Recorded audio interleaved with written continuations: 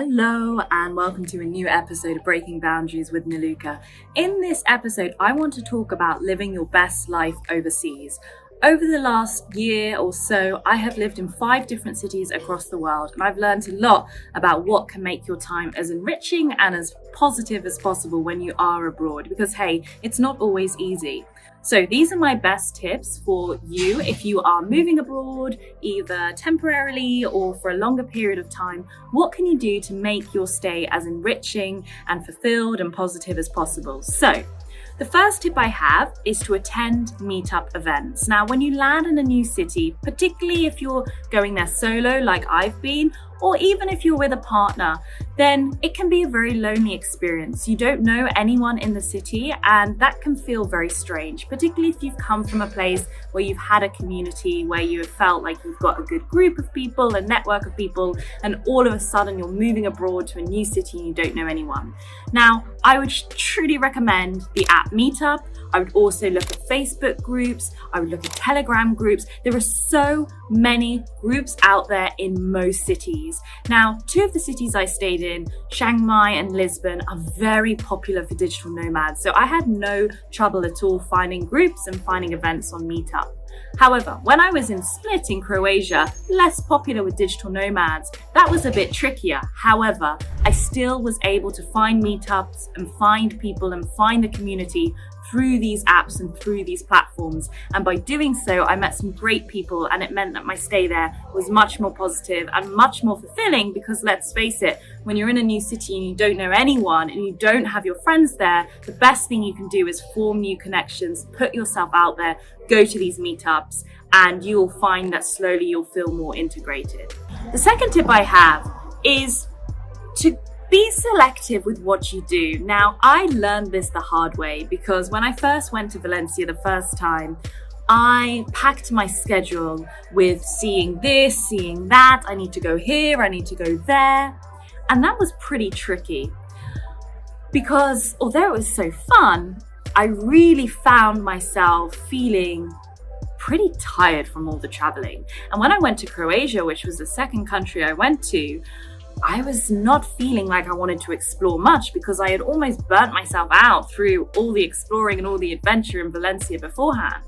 So if I was to do it all over again, and this is now what I do anytime I land in a new city, I think to myself, what are the top 5 things that I want to do here? Not everything that they recommend on Google, not 10, 20 things. What are the top 5 things I want to do during my stay here that I know I can do, that I can enjoy without feeling like, oh my gosh, I need to do this? Because as soon as you feel like you need to see this thing and you need to go to that attraction, it takes the fun out of it anyway. So be selective and think about what you personally like. Are you someone that loves museums and art and galleries, and that's what you're into? That maybe you'll find something in that space then, and that will be in your top 5. Or maybe you love nature and you love hiking and you love incredible views. Then go find something that would meet that. Think about what you most enjoy and be selective with what you want to do in the new city or the new country that you're in. My third tip is to try to integrate into the local culture. Now, although yes, you're going to attend meetup events, typically the meetup events tend to be other expats, other digital nomads, other remote workers, other people from all cultures in the city just like you, and that is amazing, and you really meet some open-minded, like-minded people that way. But I would also try to integrate yourself into the local culture as much as possible too. So when I was in Chiang Mai in Thailand, for example, I absolutely loved going to some of the Buddhist temples, and that was amazing to speak to some of the monks and see the culture there. That was amazing.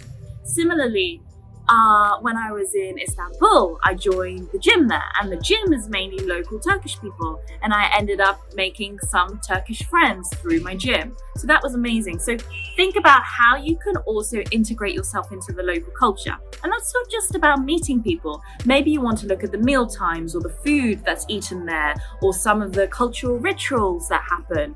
And maybe you can partake in some of it. I know when I'm in Spain now, I try to have my dinner a little bit later, particularly if I'm with friends, because that's the culture here and it's good to feel a part of the culture. So that is my third tip, to integrate into the local culture as much as possible. I'm not saying try to become like a local, because you also want to feel your authentic self and not be trying to act as something that you're not. But it does make your stay much more enriching when you do absorb some of those cultural experiences and respect it and partake in it when you can. The fourth tip I have is to keep some familiarity and routine. And this is again something I learned along my journey. When you are in a new city, in a new culture, and you're living abroad, you feel, rightly so, like you're in the unknown. Everything is very unfamiliar and everything is very new, and you're trying to navigate the transport, you're trying to navigate your way around the city, you're trying to navigate where you need to buy your groceries. There's all this practical logistical stuff that you need to do. And meanwhile, you're also thinking, what are the attractions I want to see? You're meeting new people. There is a lot of newness going on and it's amazing, but it can feel very unfamiliar. So try to keep some familiarity and routine that you used to do in your home country. Now, that may be morning meditation practice, it may be journaling, it may be keeping up your same exercise routine. Maybe you used to always go on a 5k run every other day and you still do that now that you're living abroad.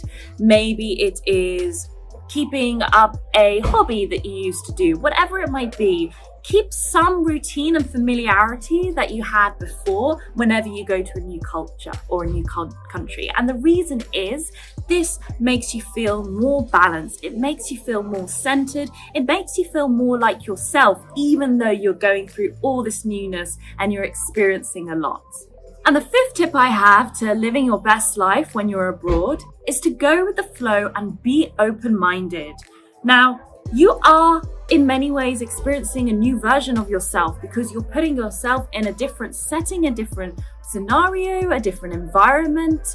And I would say that rather than trying to maintain a sense of control over the whole experience, like I need this experience to be like this, or I need to make sure that when I leave the city or the country I'm in, whenever that may be, I've done this. And being very rigid in your mindset actually can take a lot away from the potential serendipity of the experience, the spontaneity of the experience, some of the things that you didn't expect might happen, that do happen.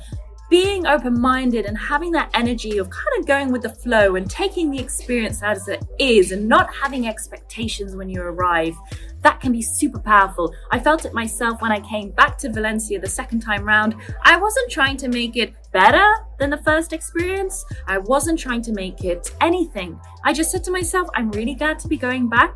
I'm going to go with the flow and I really want to experience this, and I'm staying open-minded. So that's another tip I would have. So going overseas can be really difficult, and of course there are a lot of Instagram posts that only show the best bits, and it can be really difficult. And I have found that doing these things can increase your chances of it being a very successful and positive experience for you.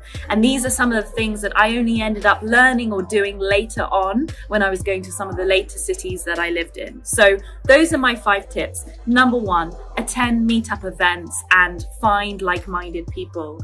Number 2, be selective with what attractions and what you're going to see in the city based on what you enjoy the most. Number 3, integrate into the local culture as much as possible. Try to meet local people, look at the routines, look at some of the nuances of that culture, and just immerse yourself. Number 4, keep some familiarity and routine. This will help you stay balanced and centered while there's a lot of newness, a lot of change happening around you. And the final tip I have is to be open-minded, go with the flow, and just enjoy yourself and see what happens. I hope that was helpful. If you like this video, please do hit the subscribe button and the notification bell, and I will see you here next time.